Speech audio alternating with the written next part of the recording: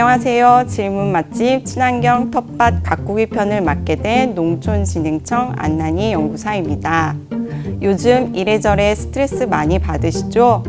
친환경 텃밭 가꾸기로 힐링도 하고 건강한 먹거리를 직접 키우고 드셔보시는 건 어떨까요? 그래서 그런지 요즘 친환경 텃밭에 대해서 궁금해하시는 분들이 많은 것 같습니다. 그럼 지금부터 여러분들의 질문을 맛있게 풀어드리겠습니다. 마트에서 장을 보면 유기농, 무농약 마크를 달고 있는 채소들을 쉽게 볼 수 있는데요. 이 인증 마크는 국가가 지정한 전문 인증기관이 엄격한 기준으로 검사하여 화학자재를 사용하지 않거나 사용을 최소화한 건강한 환경에서 생산한 농산물임을 인증해주는 제도입니다. 이러한 친환경 농산물에는 유기와 무농약 농산물로 나뉘는데 유기농산물은 합성 농약과 화학비료를 전혀 사용하지 않고 재배한 농산물, 무농약 농산물은 합성 농약을 전혀 사용하지 않지만 화학비료는 건장 11양의 3분의 1 이내 사용하여 생산한 농산물입니다. 친환경 텃밭을 가꾸기 위해서는 첫 번째로 텃밭에 무엇을 심을까 결정하고 파종 시기, 작물별 면적 및 배치 등 농사 계획을 세웁니다.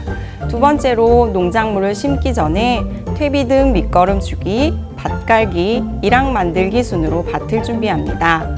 세 번째로 씨를 뿌리거나 모종을 구입해서 심고 밑거름 주기, 물 주기, 병해충 등 관리가 필요합니다. 이렇게 직접 기른 농산물을 수확하는 기쁨은 무엇과도 비교할 수 없으며 신선한 채소들을 매일매일 먹을 수 있습니다.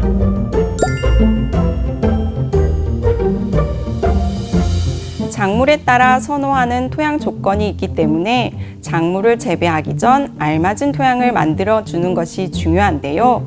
작물 재배에 적합한 토양은 적정 토양 산도를 유지하고 유기물 함량이 높으며 양분이 과잉 또는 부족하지 않으며 배수가 원활한 토양입니다. 건강한 토양을 위한 방법으로는 밭에서 나오는 식물의 잔재물로 퇴비를 만드는 것인데요.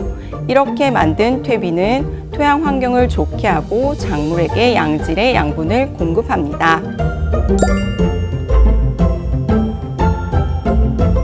코로나로 외출이 어려운 요즘 슬기로운 집콕 생활로 채소 키우기에 관심이 많아졌는데요. 텃밭에서 키우기 쉬운 채소로는 상추, 치커리, 케일 등 쌈채소를 추천합니다. 쌈채소는 여러분들이 좋아하는 삼겹살과 환상의 짝꿍으로 재배가 쉽고 여러 차례 수확도 가능합니다. 재배할 때 공간도 많이 필요하지 않기 때문에 처음 텃밭 작물로 추천합니다. 이처럼 쌈채소로 시작하여 토마토, 오이와 같은 열매채소와 감자와 고구마 등의 뿌리채소로 재배 작물을 늘려가시면 수확하는 기쁨과 키우는 재미를 느낄 수 있습니다.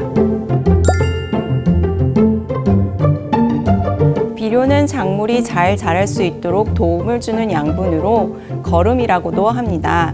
친환경 텃밭에서는 화학비료 대신 퇴비를 비료로 사용하는데요. 시중에 판매되는 퇴비는 대부분 가축분뇨와 왕겨, 깻묵 등을 섞어 발효시켜 만듭니다. 가정에서 퇴비를 만들 때는 텃밭에서 나오는 수확물 잔재나 잡초, 커피 찌꺼기, 음식물 찌꺼기를 활용해서 만들 수 있습니다.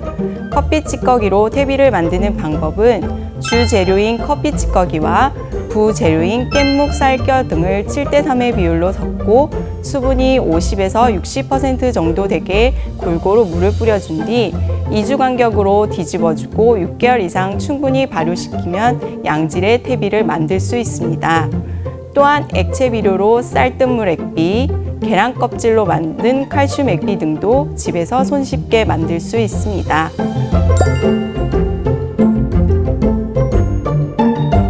텃밭 병해충 관리에서 가장 중요한 것은 작물이 병해충에 감염되지 않도록 예방하는 것인데요. 씨앗을 고를 때부터 꼼꼼하게 병해충에 강한 것을 고르고 텃밭에서 여러 작물을 돌려 지으면 병해충을 효과적으로 예방할 수 있습니다. 또한 농사에 사용한 도구를 소독하여 바이러스 등의 감염을 예방하거나 황색 점착 트랩을 설치하여 초기에 유입되는 해충을 막을 수 있습니다. 만약 병해충이 발생하였다면 계란과 식용유로 만든 친환경 해충 퇴치제를 이용하시면 되는데요. 집에서 쉽게 만들 수 있는 방법을 알려드리겠습니다. 물 한 컵에 계란 노른자를 넣고 2 내지 3분간 믹서기로 갈고 여기에 식용유를 60ml에서 100ml 첨가하여 다시 믹서기를 3분에서 5분간 혼합합니다. 이렇게 만들어진 난황유를 물 20리터에 희석해서 잎의 앞뒷면에 골고루 묻도록 뿌려주면 병해충을 없앨 수 있습니다.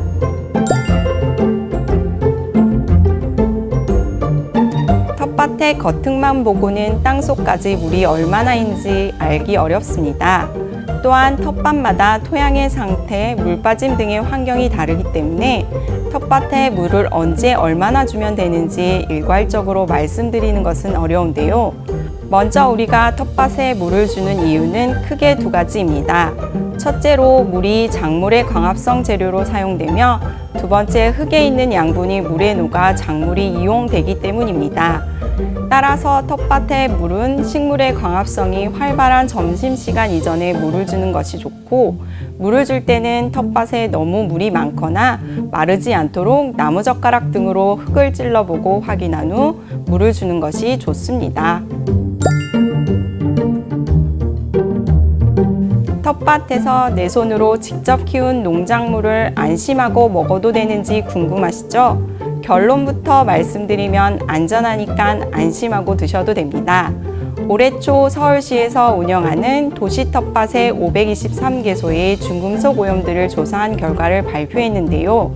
8년간 조사 지점 중 토양 오염 우려 기준을 초과한 것은 약 1.7% 정도로 매우 적으며 이럴 경우 해당 텃밭을 이용하지 않도록 안내하고 있다고 하니 도시에서 키우는 농작물 안심하고 드셔도 좋습니다.